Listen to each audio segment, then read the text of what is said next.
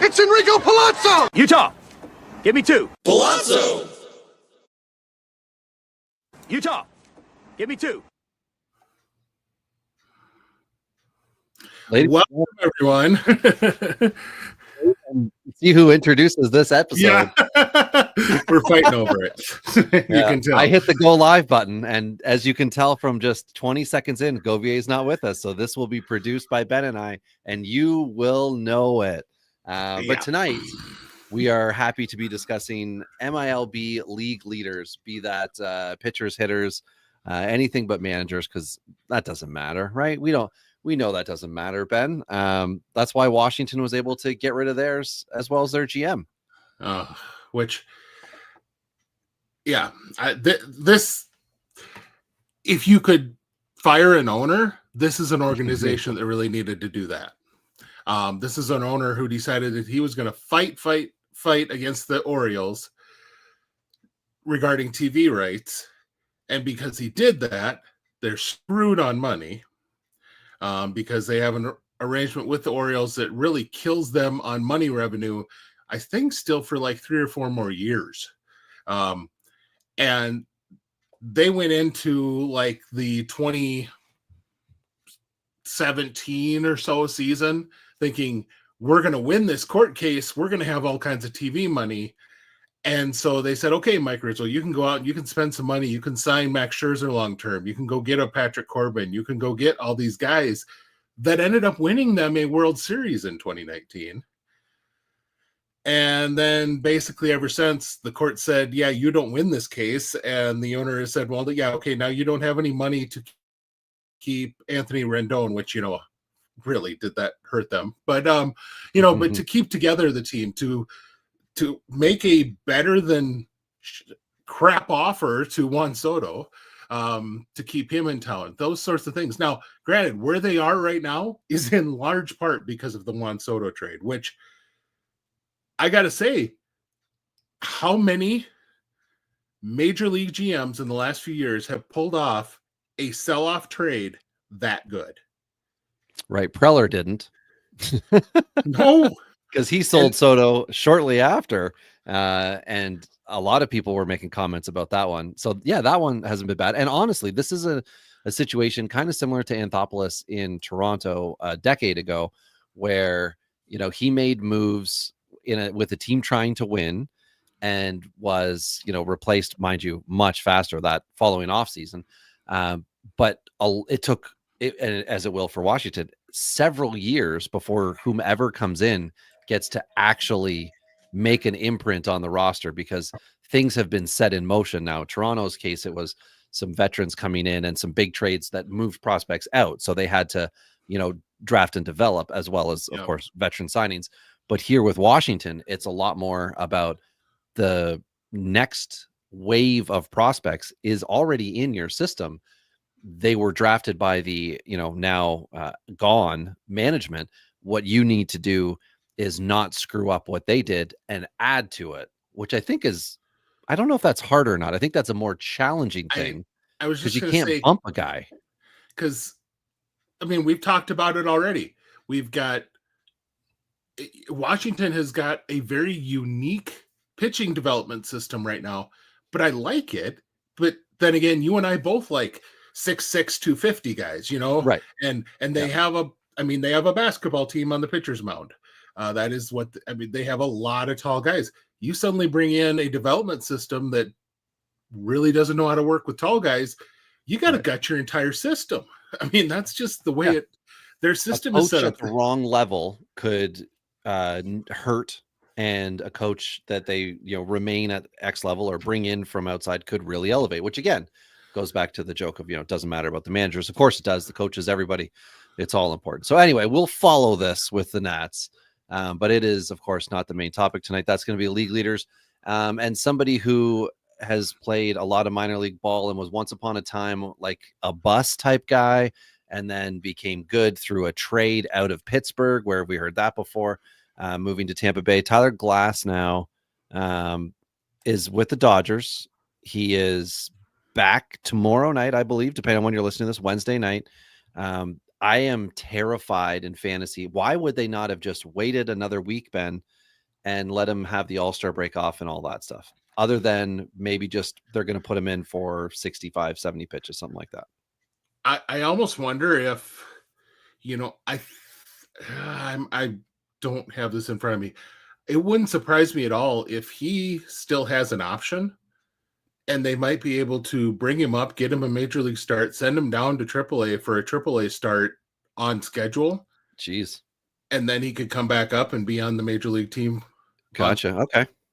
That I have seen that with guys like this before coming back where they get 1 or 2 starts ahead of All-Star break. They have an option. They can go down. They get themselves another start so that they stay on schedule. And then it usually leads to they're the first or second guy coming out of the All-Star break. Now, the question you have here, you've got Ohtani ramping up. Mm-hmm. You're going to have Glass now, who I highly doubt is going to be up to big time innings. Don't look now, but Yamamoto's hit a wall over his last 3 or 4 starts, with a real bad one. Oh my God, that was rough. Yes, his 2/3 of an inning. Oh. We might be already in mid-season Dodger bullpen game mode, which with, they might be having Glasnow go 3 and Ohtani start to go 3 as they quote unquote stretch him.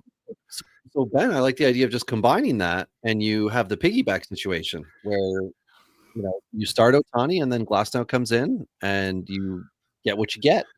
We're no shortage of talent, of course. It's just a matter of health, which it has been Kershaw. He's of course, but has not been for long. So it definitely, as always with the Dodgers, is a developing situation. And I'm skipping over the next one to cover the final bit of the Dodger news. Cincinnati's old closer Alexis Diaz is back, and it's in Dodger blue. After he was traded, he has been working on himself, his arm, whatever, getting right. We'll see where this comes in with the Dodgers, because of course there are injuries in the bullpen. They're signing all these veterans.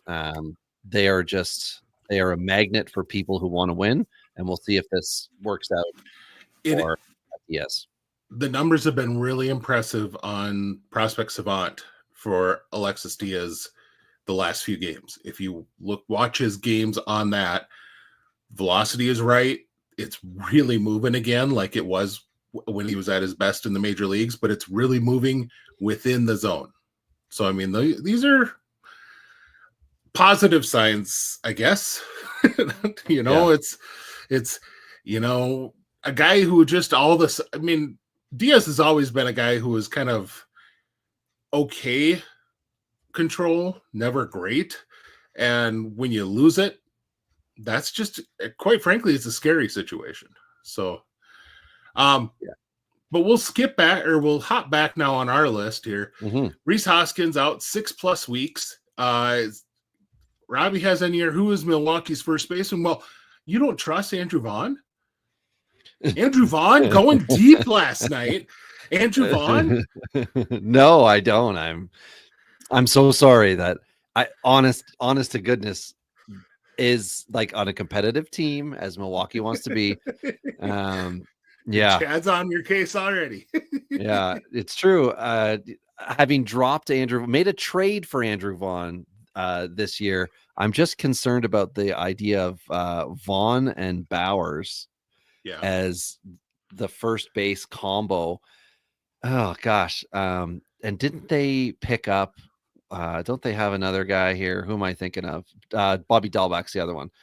It's murky. Yeah, it's murky in there, and to me, in the sense that you play a hot hand type guy. But Vaughn, I can't imagine that's a real thing that Milwaukee would sit on. I guess really it goes back to they have so much pitching depth, so they want to deal from it.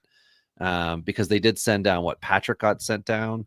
Chad Patrick got sent down, and now two guys, right? You got Logan Henderson and Chad Patrick sitting in AAA. Yeah, and they put up a 2-something ERA when they were in the majors and had incredible pitch stats. I mean, those guys, you would think, even though Patrick's background isn't heavy, you would think that those guys, if someone's coming to talk with with Milwaukee. They're like, hey, we can find a spot in our rotation in Colorado or in wherever, because we'll gladly take a guy who's major league ready and you don't have room for. Yeah, like if I was Milwaukee, I would honestly look. I'm just looking at the rotation now: Freddie Peralta, Mizrachi, Quintana, Quinn Priester, and then Woodruff. I mean, I understand Priester is not yet 25, but he is your second salvage from Pittsburgh. The other was not to the same extent in oh my goodness, Wilson, I think, whoever it was, doesn't matter. Bryce Wilson, yep. Bryce Wilson, thank you.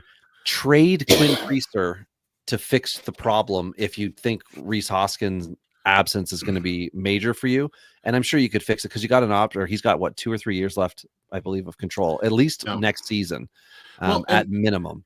If nothing else, you've got Tobias Myers is actually pitching a lot better too. That's right. Now down in AAA, and so I mean, you got some depth. I mean, you've got the ability to go out and do some ththings. I think, which is instead of patch it. That's my have a position player that comes in and whatever. But I feel like there's probably a team out there who has there's always a fit. It's a matter of making it work, and then that's where the skill of your general manager is supposed to come through. But anyway, we could get lost in that. Hoskins out, that sucks. Darvish is back, as we'd mentioned. Glasnow coming back too. Something with Darvish, and you just mentioned Woodruff. Mm-hmm. Both Darvish and Woodruff are not the pitchers they were in 2022. So if that's what you're hoping you're getting, that's not what they are. And neither one of them showed that, but they both showed that they could be productive starters.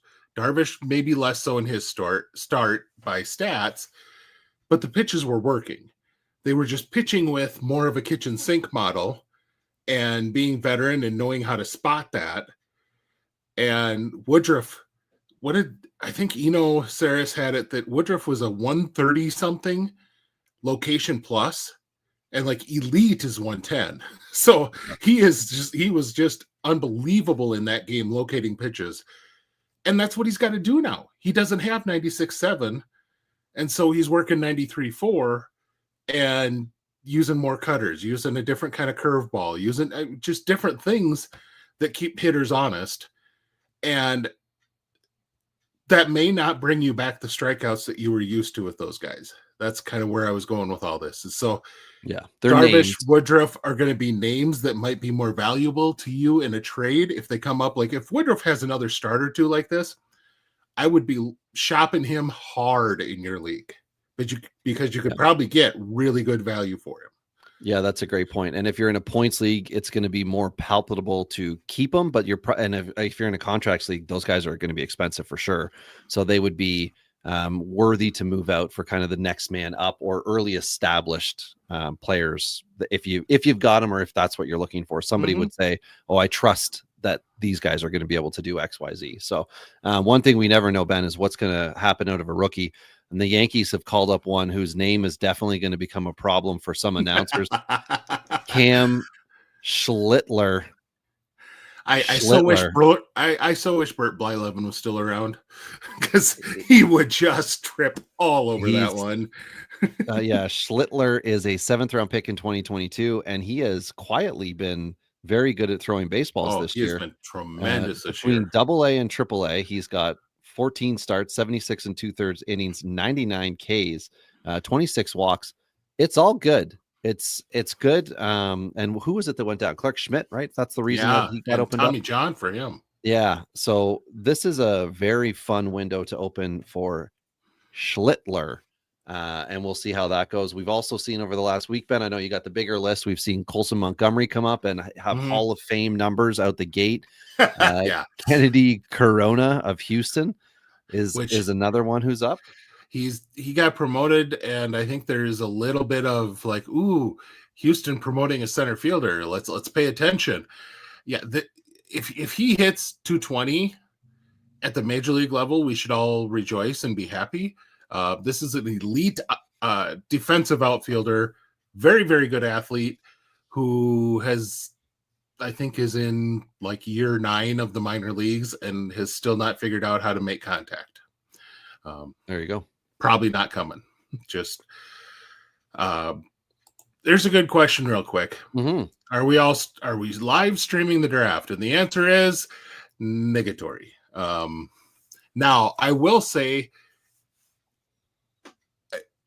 you need to talk with Mrs. Big Gentle Ben and let her know that you would like me to live tweet or live Blue Sky. I don't know what that is called, but the draft, because that is something I was going to do, but it all depends on how life is going on. So, yeah. And we have discussed having our kind of first reactions to the first round, depending on if we delay a day and maybe record 1 week from today after the festivities have the dust has settled a little bit, but before everybody has signed or said this or said that, just so we can kind of have some fun, because the draft is great and exciting, but there's always, especially once we hit round 3 and beyond, there's always a lot happening and a lot of searching of names where this guy's here, and then you can't initially see strategy or strategery, as it's pronounced in American, until after you've gotten through the draft and you've seen where the players are and how late these high schoolers that Milwaukee drafted are, and all those things. So we will see, but yeah, next week we'll definitely cover the draft as far as what's happened when we do end up recording. So Ben, the Erie Seawolves. No. The moon mammoths. Moon mammoths. Yes. Thank you. Yeah. That is going to be amazing. I'm so excited that they got called up, because that was actually one of the follow-up things that I realized I didn't talk about with you when we were talking about this. Last week when we were talking about this a little bit, that this would have been such a better thing if they have that, and they have Max Clark, and they have Kevin McGonigal. Well, now they're going to have Kevin McGonigal and Max Clark and Josue Baseño, who all got promoted up to AA, and they're all hitting well right out of the gate. In fact, we're going to get into our minor league leaders. Did you know Max Clark is tied for the minor league lead across all of the minor leagues in walks this year? No, I did not. Wow. Which, for a 20-year-old who's going to be in AA, 19 or 20-year-old, but that's really stinking impressive. Yeah, that is some plus plays elite defense. I mean, that's it's a nice combination of skills there. So yeah, so those moon mammoths looking good. Rockies, as you've pointed out here, Ben, as we would expect, focusing on winning right now and sending Chase Dollander down. Yes. Now, a near 7 ERA in MLB would be horrendous if it wasn't for the fact that on the road he's been fine, arguably average for an MLB pitcher, let alone a rookie, but he has been horrendous at Coors. And this was always the case with Dollander. Everyone, as soon as he got drafted, said, yeah, that skill set is just not going to play well in Coors. And look at what happened, And honestly, the only thing I'm thinking is, how is it that they haven't addressed it or didn't address it before, of like, here's how you're going to need to pitch here. Like, this is your skill set. We're not Red Sox giving you the cutter. We're not somebody else. We're not Houston with a curveball. We don't develop that. We're going to let you do what you do and try to hone it. But what you've got to do is locate. And it's got to be weak contact. No, he's just getting knocked around, and it's just rough. So I don't know. I mean, he's not the only pitcher that I don't think has a great setup. All the Rockies pitchers obviously don't have a great setup, but Dollander getting sent down also kind of lines up with all-star break timing and things like that too.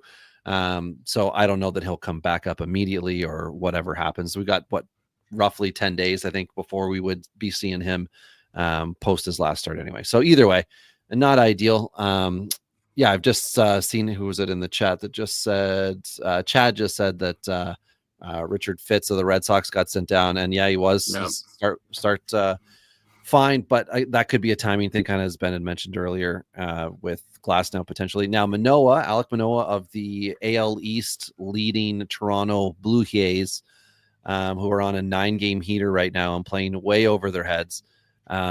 He's throwing bullpens in Florida right now and is up to 95. And from the manager's mouth to our ears, he feels good etc., etc. I kind of think this would be a smart play for Toronto in their bullpen.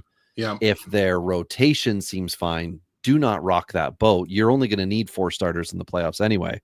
Maybe this is a way to get Manoah back in when he can help your team without overextending him. Remember, two years ago or something like that, Gosman came in, signed the big deal, and Manoah was the opening day starter. Mm-hmm. You know, so this is I love him. I've just always really liked Alek Manoah's approach on the mound. I mean, he's one of those guys. He's give me the ball, pitch, give me the dang ball again, let me pitch. I mean, and I love it. He's not a guy, dinks around, walking around, talking to himself or shaking. Rarely shakes off the catcher. I mean, he just get up, give me a sign, let's go. Give me a sign, let's, and wants to just keep moving. I love those kind of guys. It really broke my heart when all of a sudden you could tell there was a mental thing involved there where he was not right mentally, and it affected him on the mound. I'm so glad to see him pitching well again. And I hope Toronto does this right and lets him ease back on innings, not pushing him too hard, because he could be, like you said, he could be a dynamite bullpen piece for them this year. And then don't they have like 3 of their starters or free agents after this year?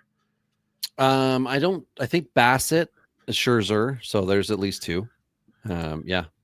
So you very easily can slip him back into the rotation next year to take absolutely. one of those spots. So that's our suggestion. The Blue Jays have now moved. It just blows me away that they're 3 stinking full games ahead of New York Yankees. Well, they for the didn't first just time, take first place, but they are way ahead. Yeah, for the first time in franchise history, they had a 4-game sweep of the Yankees in Toronto. And then there was some stuff between commentators talking about how the Blue Jays aren't Yankee broadcasting, and Blue Jays aren't really a first place club. And then after the sweep, one of the guys from Toronto, Jamie Campbell, holding the broom up and doing we swept you, we're a first place club. Yeah, because they are, but they are also run differentials pooched, and they got on a heater when everybody else has been, roughly playing 500 baseball. You could argue even under if you genuinely look like no one's pulled ahead other than Toronto, like in that division. And sure, that's what they're doing. So give credit to Toronto for now, but also understand that like this team is not as good as Davis Schneider as well. Coming back up and being a serviceable player for them has been an important role, and he should be a role player. So they're not complete. This is what I was remembering, that another reason why they should delay the advancement of Manoah. He is in ARB now. You let him finish out the year in the bullpen as a middle relief guy, significantly lower salary going into next year for the Jays, which helps them then build that team at a price that they can afford. But that's assuming Toronto would spend it well, though, Ben. And they typically don't try to spend smart. They just spend. Well, they try. They bring everyone to come visit us, and we're going to offer you a nice big deal so that you can go sign with the Dodgers. I mean, but they're paying Miles Straw $7 million. Oh, that's what they're doing. This is right. Andre Jimenez is locked in for 4 years beyond that. Like, Spencer Horwitz is off in Pittsburgh now playing, right? Of course, the injury was not part of that trade, but he's going to get it together at league minimum versus the however many millions of dollars this debacle has been for Toronto. But whatever, they've needed Straw at times this year and blah, blah, blah. Anyway, last bit of news so we can get to the main topic tonight. Jesus Take the Wheel pick is abbreviated, of course, because these guys are only going to get 1 start.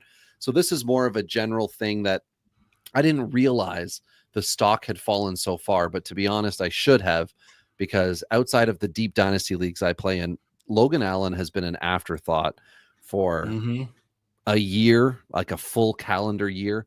And right now, and this is Cleveland's Logan Allen. Right now, Logan Allen is 7% rostered on Yahoo. Now, I'm counting that as a redraft heavy, very little dynasty there. Whereas on Fantrax, he's much higher because people just, stash him in the minors or whatever. But in the last month, 29 innings pitched, 2-3 record. So 5 starts. You guys got the math on that. 25 Ks, 3.41 ERA, 3 quality starts in those 5 starts. I think he's turned the corner. So I'm liking Logan Allen to continue into the second half. If you want to just say it's not necessarily a 3-gamer here, I just think this could be somebody for the second half who you're going to want to have on your team. And of course, his cost went from take him, he is in my way filling up a roster spot, to back to being of use as he is now, as I mentioned, putting up serviceable numbers. And of course, if your league is counting quality starts, he's putting up good numbers in that sense. And he has to have quality starts going forward, because Cleveland is starting to stack up AA and AAA options for their rotation. We were talking a lot of the last couple of years about young pitchers that they've had coming, and those guys have now kind of congregated in AA and AAA. Cleveland's got options. If Allen isn't pitching, they're going to bring in somebody else. It's going to be, it's going to be rough for Logan Allen if he doesn't pitch. So the pressure is there that he's got to keep doing it, and which some guys respond to that and they give you a really solid performance. Other guys, not so much. Okay, here's the funniest thing about Cleveland's rotation right now. The oldest person in it, Ben, is Logan Allen. He's 26. Yeah. 26 and like it's a change. Yeah. Holy smokes. Everybody else 25 or 26. Gavin Williams is 26. Tanner Bybee 26. Joey Cantillo 25 and a half. And then Slade Ciccione is 26. Yeah, they're young. I mean, my goodness. But Shane Bieber's going to come back at some point. Second, I guess it really depends on how much they want to push it with him. But he could come back if they need it. This could be another one of those fun guys from the bullpen guys. Have him come back and not overdo it for innings, but try to work hard on his arm.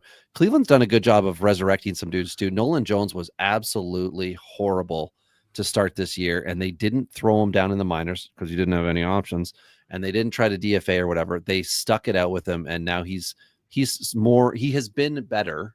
I don't know that he has been more to the liking of everyday role, but he is hitting higher in that lineup and playing some right field, I should say. Quan is the left fielder there.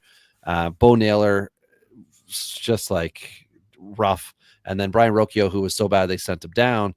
I have noticed now he is back up quietly, promoted again. So Cleveland doing a good job of making what do they call it? Chicken shit into chicken salad with a lot of the performance of their players. Wow. Right. A lot of guys who have kind of fallen out right there. 3 guys in particular, Allen, Rocchio, and Jones are all back and playing in that roster. So anyway, let's talk about some successful people tonight, Ben. We don't need to talk about the guys down at the bottom.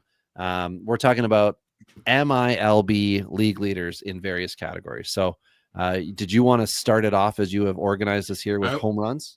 I will on the, there have been plenty of guys promoted that we've talked about. And so we are going to get into every level and the leaders at each level and go through that.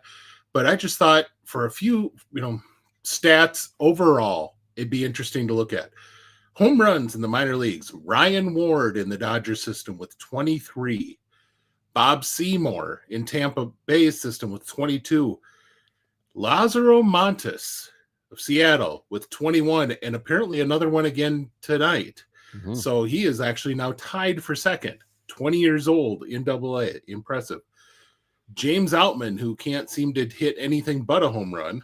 Esmeralyn Valdez of Pittsburgh and Spencer Jones of the Yankees all have 20. So there's your kind of your top 5, 6 guys in the top 5, but top 5 home run guys. Stolen bases. Tommy Hawk has been just incredible this year with Cleveland, and I think he's a guy who's been across 2 different levels. 65 steals. Asbel Gonzalez with Kansas City has 58. AJ Ewing with the Mets is another guy who's been across multiple levels. 52. I had no freaking clue the Braves had anyone who knew how to steal a base. Patrick Clohizzy, who I have not heard of and is a Braves prospect. The way you say it is a question mark. Has 51 steals. Colby Jones, who I do know is with the Braves, but did not realize he could run like this. And Kyle DeBarg of Minnesota are tied for the 5th spot with 45 steals. Now, strikeouts in the minor leagues. Jonah Tong is leading everybody of the Mets, 125 strikeouts. Trey Savage has been across 3 levels so far and is right now second in the minors in strikeouts with 111. The Dodgers have another one. Patrick Copen has 106 strikeouts. And then, would you believe that the Blue Jays have another prospect in the top 5 in strikeouts? Yeah, shocking. Haran Watts-Brown is tied with Ian Seymour of Tampa Bay with 104 strikeouts. And Ian Seymour, not to be confused with Bob Seymour of Tampa Bay. Yeah, isn't that crazy? And then the last but not least, I did the innings, and these are kind of heavily weighted toward AAA, but there's a few guys on here who definitely have moved up. Carson Wisenhunt, San Francisco, has 94 innings. Cade Morris with the Athletics has 91 1/3. Duncan Davitt has 90 2/3. Aaron Wilkerson in Cincinnati with 90, and Logan Workman with Tampa Bay with 89. The highest that Tampa Bay is third, that Tampa Bay has is third, but in the top 9, they have 5 in innings pitched in all of the minor leagues. And we always talk about how Tampa eases guys up the system and yada, yada, yada. They got 5 of the guys with the most innings pitched in the minors right now. That's kind of interesting. Yeah, very uncharacteristic. Also for minor league teams, or for these guys mentioned, to not have any wily veteran types amongst them. Wilkerson's probably as close as there is, but even he's, I think, 24 or 5-ish or something like that. But I think he has had some, I want to say that he's either been on a major league. Yeah, he's been in the majors. So Aaron Wilkerson is a wily vet. Oh, good Lord. Is he seriously 36? Is this the same guy that's in the minors right now? Because then I would feel really stupid.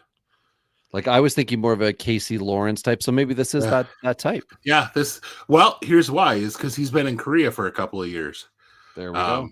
Korea and Japan for the last few years. And so now he's back and doing really well, pitching a lot of innings in AAA for Cincinnati at 36 years old, which, hey, guy's got a dream. He's getting to live it out. You got to appreciate that. So absolutely. Yeah. So I am quickly looking here at some walk leaders that might be of note to anyone. Now there are walk leaders in AAA. Thank you, Mike. Thank you, Mike. Congratulating us on the draft show, which, by the way, I just want to let you guys know, we have cleared 2,000 views on that, and I believe it's at 2,200 views now. But by far the most viewed video that we have ever had on our channel for the Pallazzo podcast. It is, and more than anything, thank you for watching. Thank you for sharing it with your friends, having your dog sit and have to watch it all day long on repeat. Whatever you've been doing to help us get the views, thank you, because it's much appreciated. Absolutely. Yeah. And we would love to celebrate by going for a walk with you. And that's how I'll transition into talking about some walk leaders. Because it is interesting that in the International League, Jacob Mars of Miami is leading the league with 52.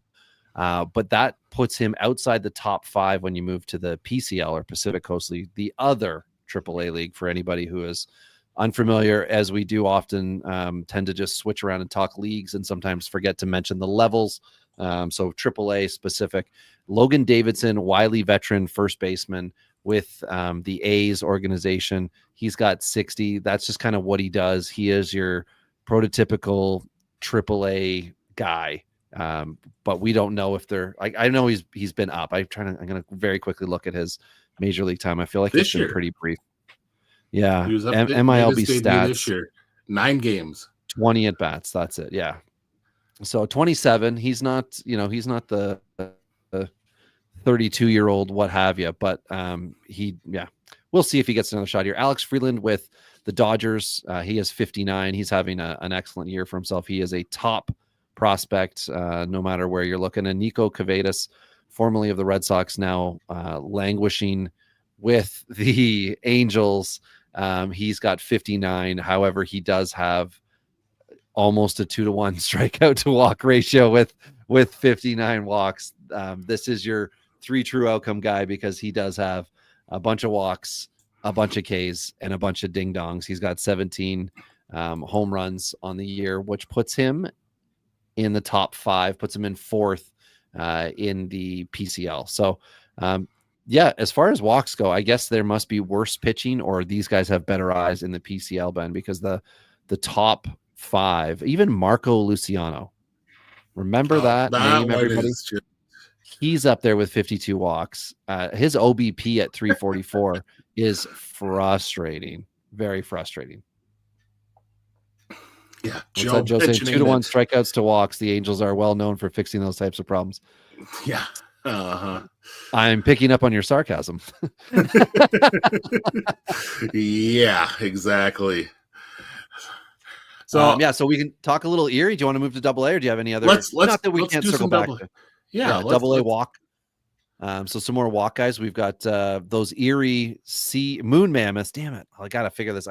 I'll get it down by the time the game's over. The Double A Erie team we'll go with Trey Cruz, 2020 pick. He's got 54 walks to 66 strikeouts. He's having a good year. Now he's old for the level, right? He's 25 or 27. Okay. Yeah.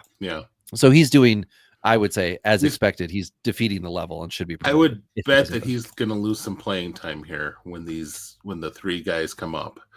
I was going to say they either bump him up to AAA and they get rid of someone. I don't know who their shortstop would be at AAA, but do something, or they should make a move. And then the other gentlemen have mentioned Ryan Clifford and Jet Williams, both of the Mets organizations. Clifford with 49 and Williams with 46. Both are having perfectly good years. Williams almost a 400 OBP, and that's good. 24 stolen bases. Clifford does have 15 home runs to his credit as well. Moving over to the Southern League here, we are looking at a good walk total from Brock Wilken, who that's seemingly his thing. He's at 74 Ks in 222 at bats. Is hurt himself when he jumps on home plate. Yeah, that's right. That was last week, right? That we talked about that with Wilken? I think it happened about 2 weeks ago already now. But yeah, I think we finally talked about it last week. So yeah, and he's got 18 home runs for himself as well. And then other guys, he is the lone wolf there. He's got 57. Tatum Lewis is at 51, and he's got a 276 average and a 447. That's a Tampa Bay guy, but he's old for the level at 26. So, Joe's being naughty. Brock Wilken's going to need a knee to be able to take a walk. And then you did ask, is that too soon? Well, yeah, let's go with too soon. That's just for, I don't know, if the family's listening. And then we get into the Texas League, and they appear to swing a little freer because the leaders are at 48 blocks here. And again, we're all at I'm averaging most guys out as I'm looking in their at-bat column, well over 200. I haven't seen anyone at 300 in Double A for at-bats yet. So Kyler Fedko, center fielder with Wichita, has a 384 OBP and 48. Yep. Yeah, with the Twins. Chris Newell, who just he's not even worth discussing. Looking at the rest of that line, never mind. Junior Perez, 47. He's a 2-1 guy as well, not worth talking about. And this is an A's 24-year-old guy. But anyway, if I'm seeing more than 2-1 strikeout to walk, and you're leading the league or a league leader in walks, and your average is sub 200, we're just going to skip you. I'm so sorry. Aaron Zavala. Remember the Zavala hype of years past? Texas, he's only 25 now, but I was one of the ones pumping him pretty hard too. Oh, were you? You really liked what you projected there looked good, or the projection there looked good? Yeah. Well, and he was coming around the same time as Evan Carter, and I kind of thought, those two guys coming up in center field and left field would make a really tough tandem at the top of a lineup who are going to just drive pitchers absolutely bonkers. And then they go and they draft Langford, and I thought, God, there's our future outfield: Zavala and Carter and Langford, and whoops, I missed one. Well, I was gonna say 2 of the 3 have been up at least. I mean, we've seen Carter struggle. In my home league, 14 team 8x8, I traded Noah Schultz, and you can only have one rookie keeper. I traded Noah Schultz and Carter for Sadea Rafaela, who I had previously dropped in the year. You can keep 6 guys in this too, so I thought I'll get him back because Schultz, I love him. So I do love him, but Tommy White has not been picked up in that league, nor has Connor Griffin. So for one keeper later in the year, I can make a call on one of those guys, unless any of those morons are listening right now and they go ahead and pick it up. But it's my home league. They're not listening. They're like prospects. What? MLB.com's top 1 prospect. Okay, let's get that guy.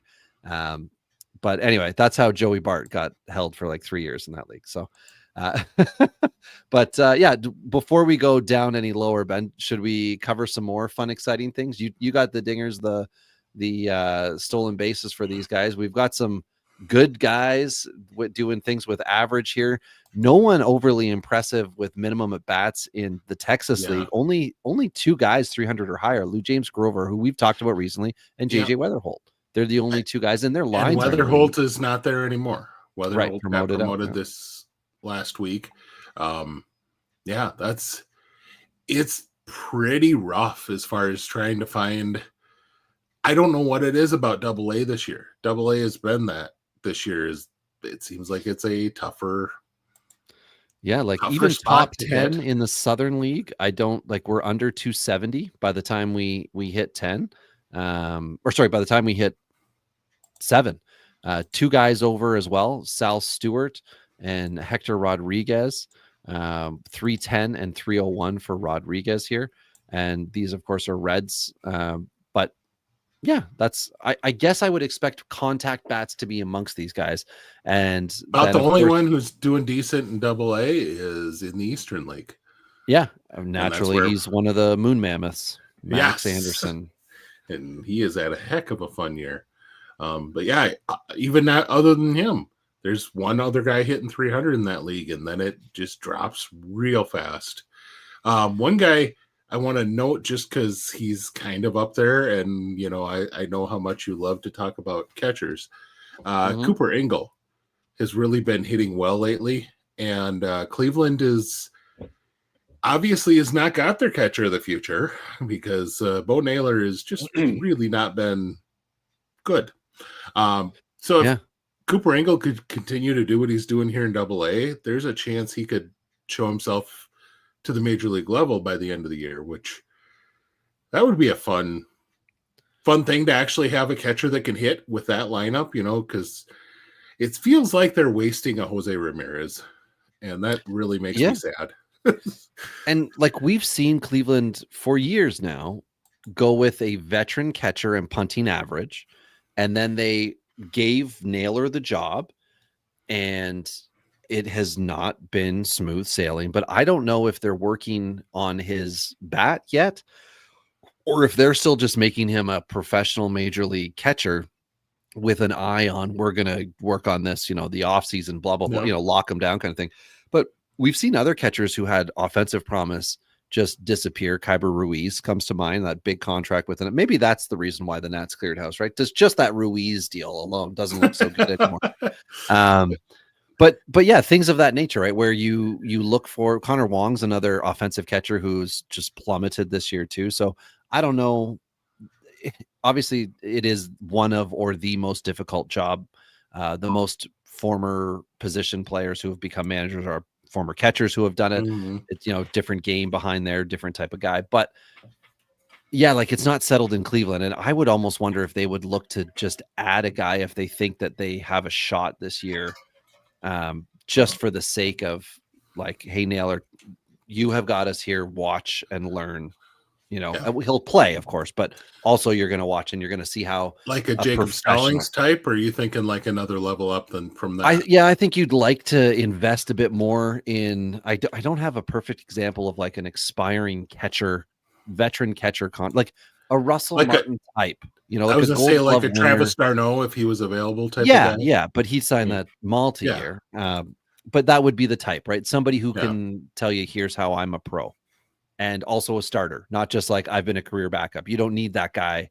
He's already in your organization. So anyway, when we move up to AAA with some boys with some averages here, Tristan English, 338 for him. with Arizona. He's been frustrating since he was drafted. Just And he got always promoted recently too, I believe. He's up in AAA. Yeah. Like, you mean he's now sitting on the major league bench? I swore I thought that they were bringing him up to replace someone who got hurt. Maybe he may I thought have. he was hasn't coming up recorded maybe an for at-bat Pavin as- Smith. Oh, I think okay. when Pavin Smith went on the DL, I thought I saw his name mentioned as who was getting the call, but I have been wrong before, so that's possible. But okay, I'm just going to do a quick count here. So all of AA, we had 6 young men hitting 300 or more. AAA, there are 30. And that's with a couple cusp guys there. CJ Kafas, who's got 200 ABs himself up there. But there are Nick Solak. I mean, it's fun to see some of these names. Tim remember Elko some is up guys. as well. Yeah, absolutely. And these are like Corey Julks, Govier, single tier on that one.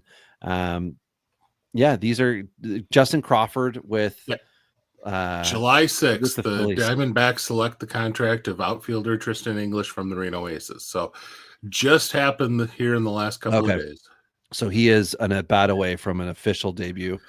Moises Ballesteros, who, as we talked about before, when he was promoted, as well as when he got sent back down, he's batting .333.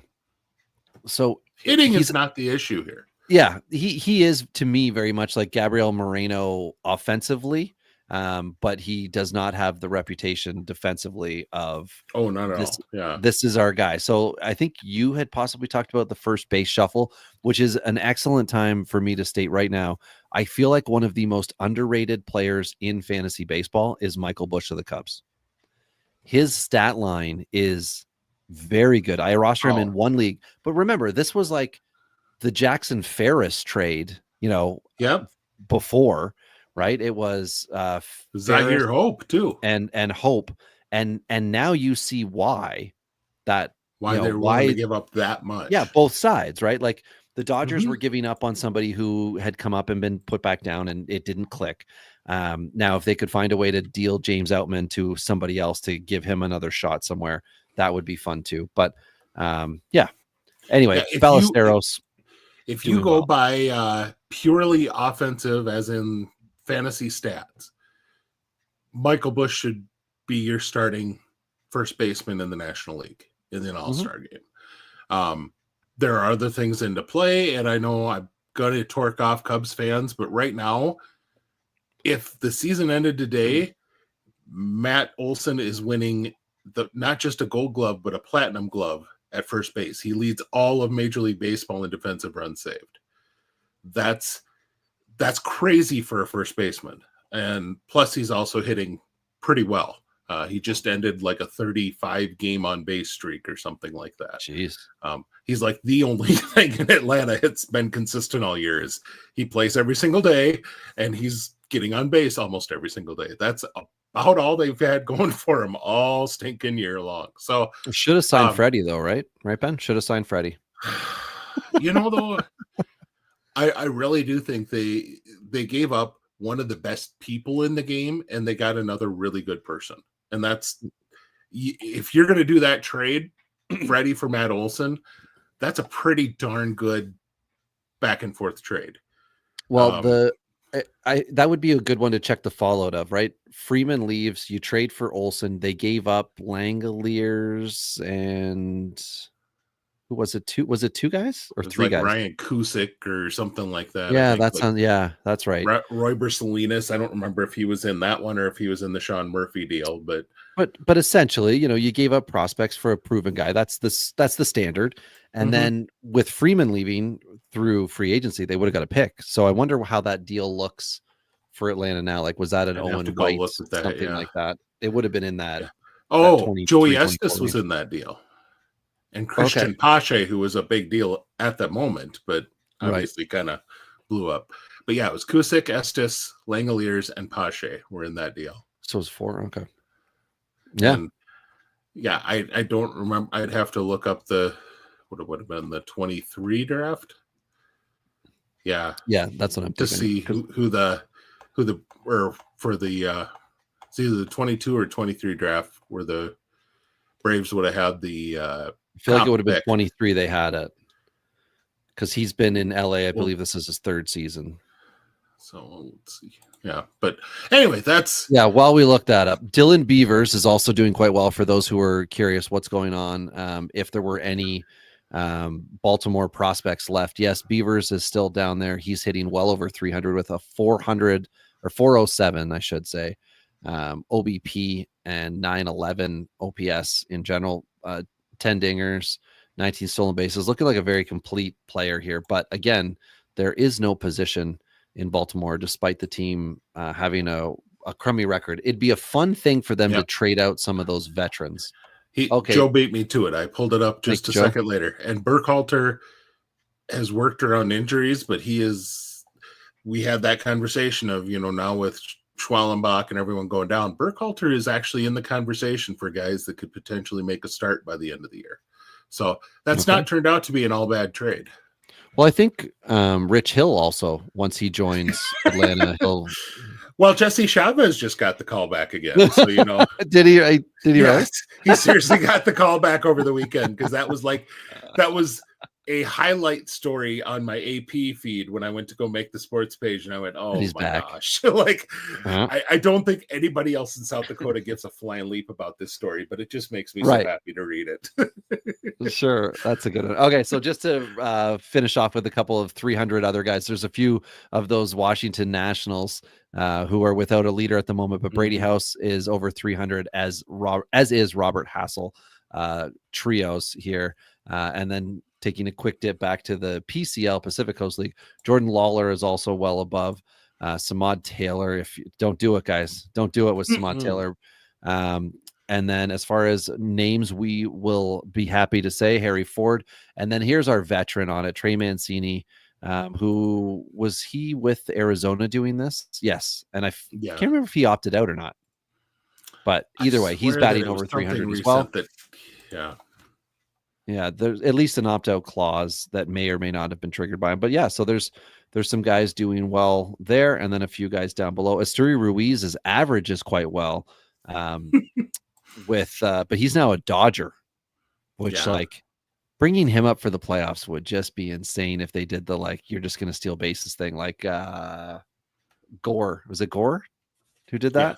Terrence Gore or Gerard Dyson, or if this is your job. And Dave Roberts, he was the guy who did that for the Red Sox. Kansas City has had a lot of those guys. Yeah, and the stolen base for Ruiz is at 39. So that's, sure. Are there any other overall things? Of course, it's fun to just know who's hitting the ball a lot. So in AAA, we don't yet have 100 hit guy, I don't think. Nope. We've got 99. Jorge Barrosa has 99, as does Ryan Ward, who's the Dodger you had mentioned earlier, with 23 home runs. So that's going to happen. I don't know if we do have 100 hit guy in minor league baseball yet. Ward is Anderson, Max Anderson, 96. I wouldn't think he's not young, but he's also one of those guys. He's not old. He's just 27 in AAA, and overall nice stat line for a first base type. 12 steals on top of that too. So it's not like he's a nothing athlete, but geez, so you would think somebody would, especially somebody in Korea or Japan would want a guy like that. But, then again, maybe he is not ready to make that move yet. So that's true. Yeah, you don't want to give up on that dream, or you're at a point where it doesn't make sense for home life or things like that. So there are a couple guys in high that are hitting the snot out of the ball, but a lot of it, I want to say, is probably best left if we gave them even more opportunity to keep padding those stats. Jared Thomas has hitting 330 with a 427 OBP. He got promoted up, I believe. I think he's up to AAA. Oh, sorry, I had him at I'm looking at the AA. So he's now in Hartford. This, of course, is one of my Rockies prospects. Everybody, if you were wondering why I was specifically looking for him, but yeah, we should maybe move to some arms and give arms 10 minutes, and then we can wrap her up, because you did hit some of the big things. Now, we generally speaking don't care about wins. If for any purpose you're trying to think of what's a competitive advantage for me from a fantasy standpoint, I will have people go and look at losses. And sometimes that happens when a pitcher's really bad in the first inning. But what you're taking away from that is if something's changed. And the top 3 guys in the International League are all flagged for me. Thomas Harrington has 8 losses. Davis Daniel and Will Dion. And Dion is a Cleveland arm. Once you're going to be shocked by this. He's a lefty, but he's not a giant as I normally would like. No. He's 5'10". He's a little guy. Yeah, but I think it was 2 years ago, he was pretty good and well ahead. His K to 9 was very good, and it's dropped down, of course, as he's went up. But I'm just curious if he has adjusted from this. There's a bunch of guys at 7 losses. Hurston Waldrop too. This was your Matt Wilkinson, who was a small guy rather than a large tugboat.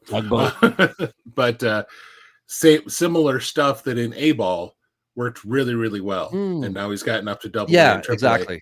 And it's like, yeah, this is your prototype college lefty type of stuff. You know, that it's just, it works okay in the college game.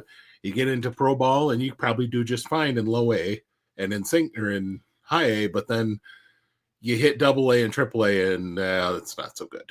So. Yeah, I think Aaron Brown it's safe to say he's leading all of minor league baseball in losses with 10. Now we're not looking at him to rebound, but I would say, Sugarland must have a terrible team. AJ Bluebaugh is 3-8. Yeah. Aaron Brown is 2-10, and Bluebaugh is 6.99 ERA. Yeah, somewhat wheels have fallen off. Yeah.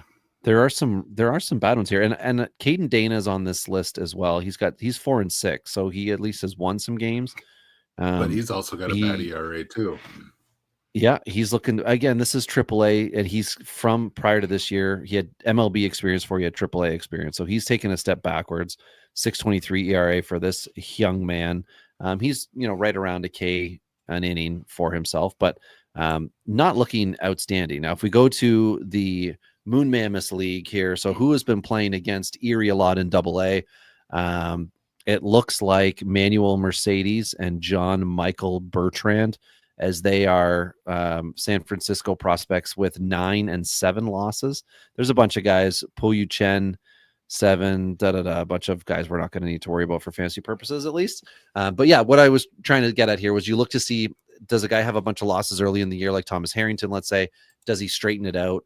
Or is it like in Harrington's case, I believe, going back down and then underperforming and trying to get yourself right there? And that's where you can kind of try to get a little bit of fantasy value too. Something we should talk about, because it'll be a thing. It'll definitely be a thing. Are who's getting saves that could get promoted. Oh my God. Dan Altavilla. Oh, wow. Yeah. 32. He's getting saves for the White Sox. That would Isaiah Campbell is interesting kind of a fun, if he got. But yeah, there's a lot of old guys getting saves. That's pretty much what you need to know. Is there are not a lot of actual prospects that are high on the saves board right now. No, definitely not seeing any of like Zach Agnos of the Rockies last year. He had north of 25 saves. So. In fact, I was just going to do that and do the fan graphs. Oh, because I got it sitting on qualified. There we go. The all levels, minor leagues. Yeah. Yeah. The all across. Definitely not seeing anybody that I feel like you need to be going out to get, because they're already in that position with their minor league team at the moment. There is a Rocky at the very top of this, and he's only 21 and he's now in AA. Wellington Herrera with 15 saves is the leader in the minor leagues right now, between 2 levels. So, but quite literally, he is the only guy 21 or younger in all of the top 30. So it's kind of older guys that are up there getting those saves, 24-year-olds in A-ball, 30-year-olds in AA and AAA. So, well, he's a lefty. Wellington Herrera is a 6-foot lefty. Yeah. Okay. That's cool. Kind of a fun Dominicano. little thing to know. Yeah. 59 strikeouts in 36 and 2/3 innings. I mean, that's good. That's good fun right there. But what does Eric this translate Longenhagen to? has him as a 70 fastball, 40 slider, 30 changeup, and 30 command. Yikes. So Okay. really good fastball from the left-hand side, but Yeah. Well, as a Rocky, he needs what? He needs high heat and he needs something low and away. So if he can do that, there's hope, but it doesn't seem like it if controls 30. So yeah.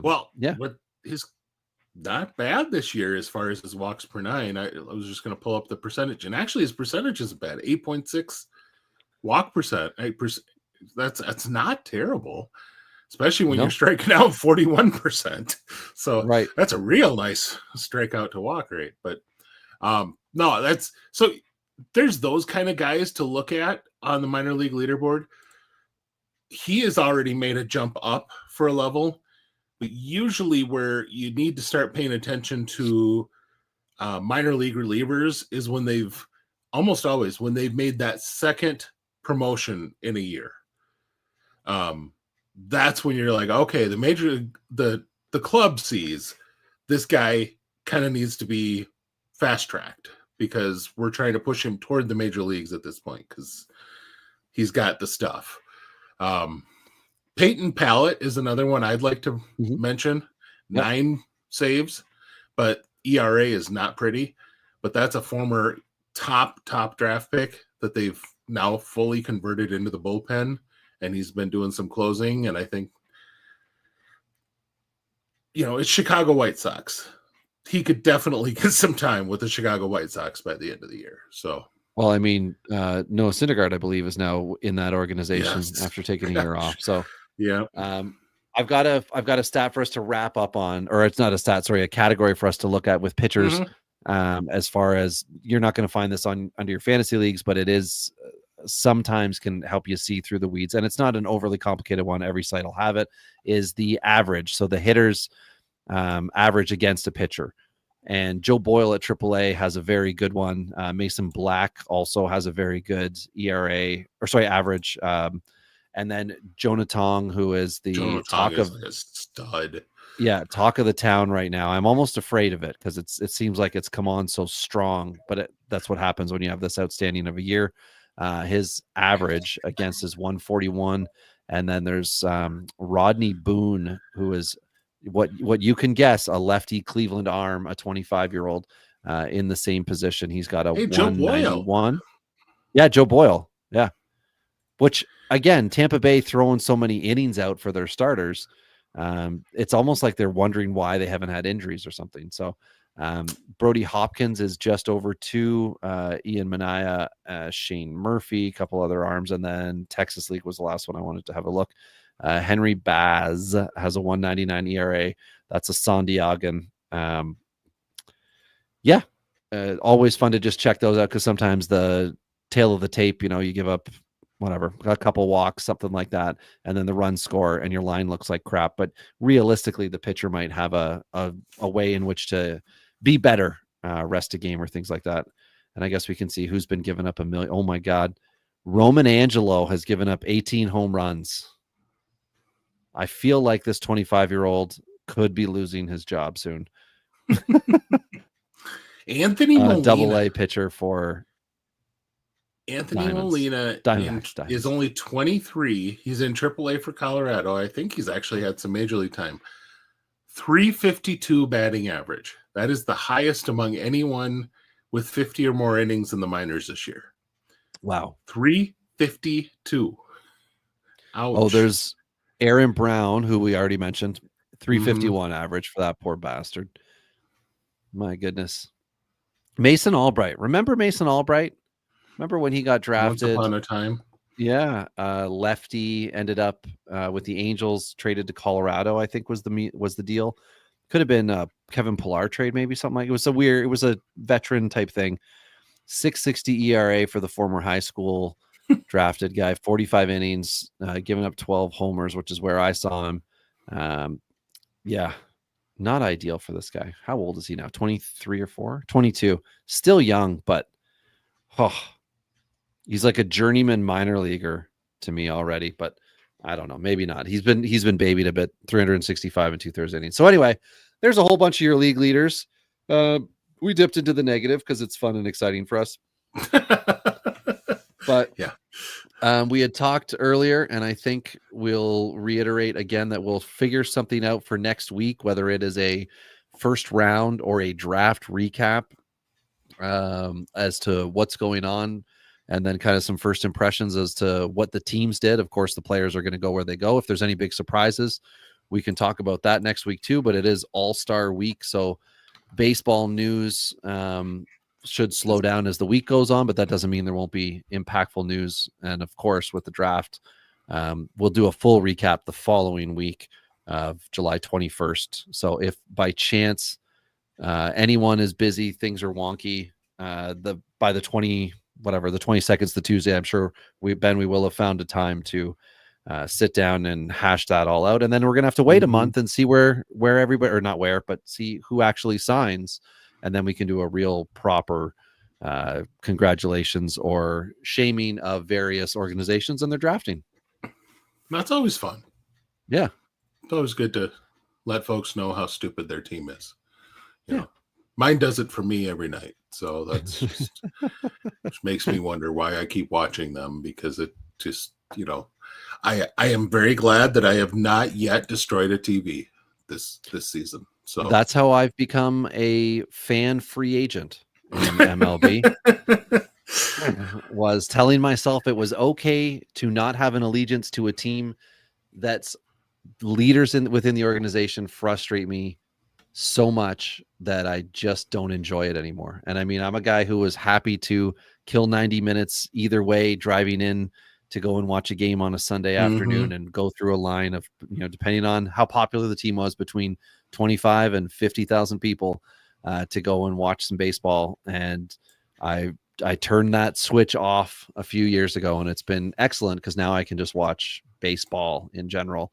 And hopefully next year I'll be able to get back, especially with my kid, dipping through the States and going and watching a few minor league games. So not that I'm saying to walk away from your Braves, not that I'm saying that. I'm just saying, and there's still players that I enjoy on the team, but right now I think it's time for the Braves to follow the road of the Nationals in the coaching staff. I don't know if Alex Anthopoulos is really a guy that necessarily needs to go.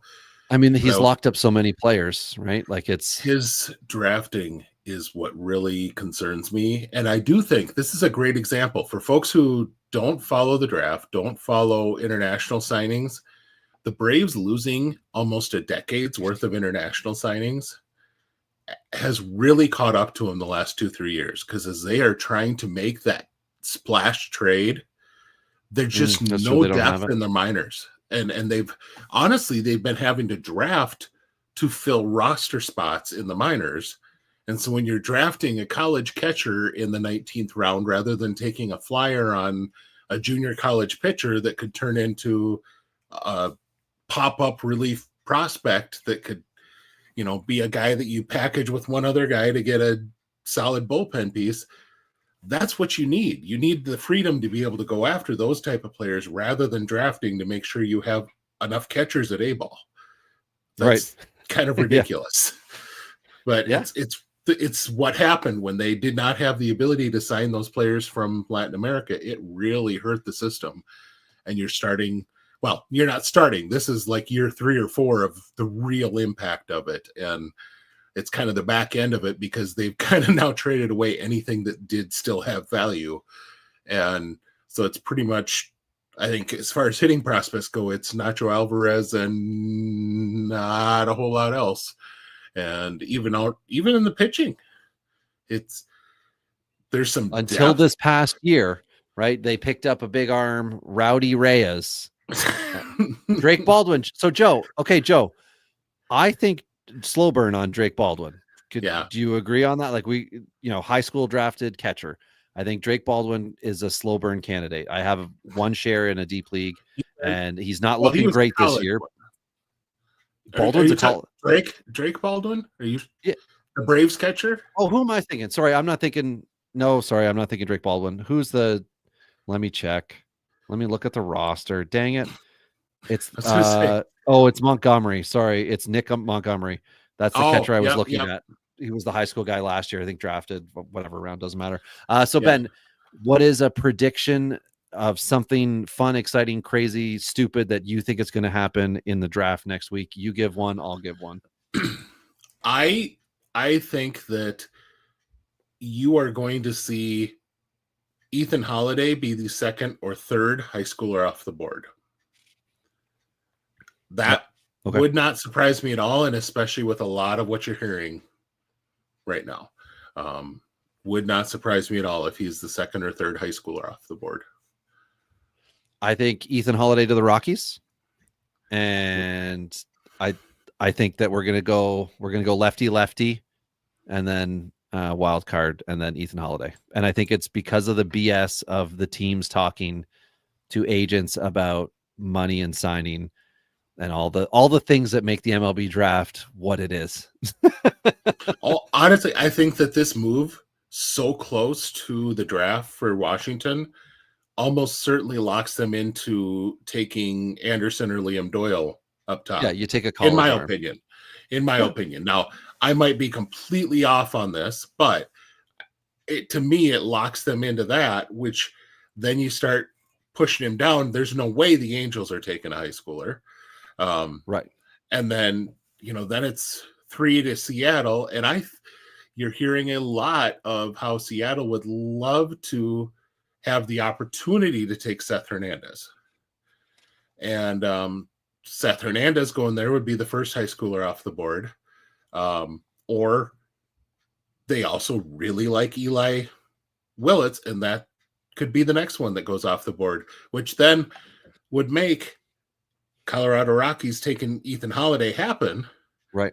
But it would be very interesting if they end up passing him up, because they're also apparently really talking heavy with Willits.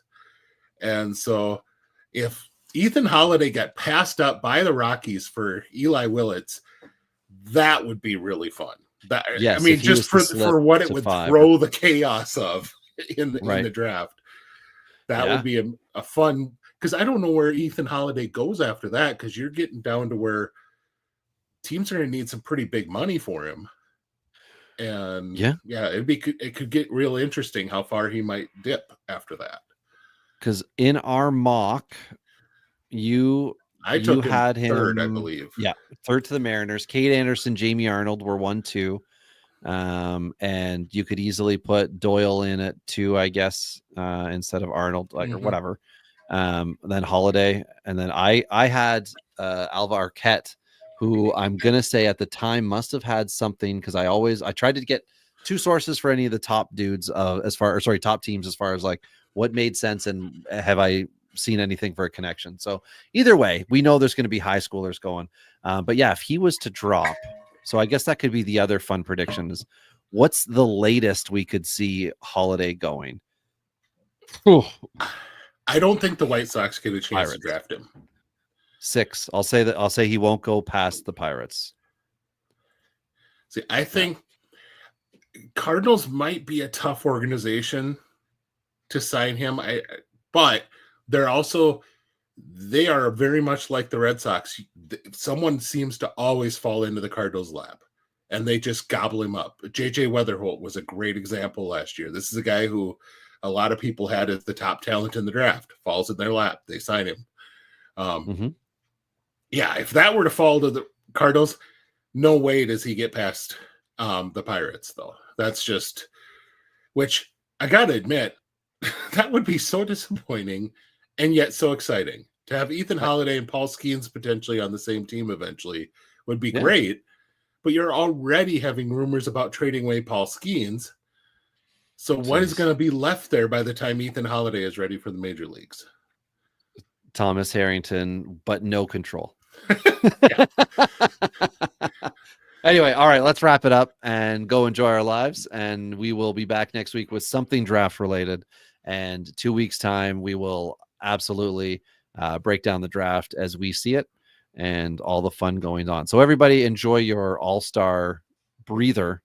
And if you're hardcore in fantasy out there, this is crunch time in your leagues. I offer you all the opportunity to not give up and to go out there and find the people on teams who will have playing time based on injuries, guys returning, et cetera, et cetera. Don't walk away from your fantasy leagues at this point in time. If you're 2-3 games back or under 500 or whatever, there's always room for a strong second half, and it can begin right meow. All right. For myself, Ben, we thank you for watching the Prospects Power Hour.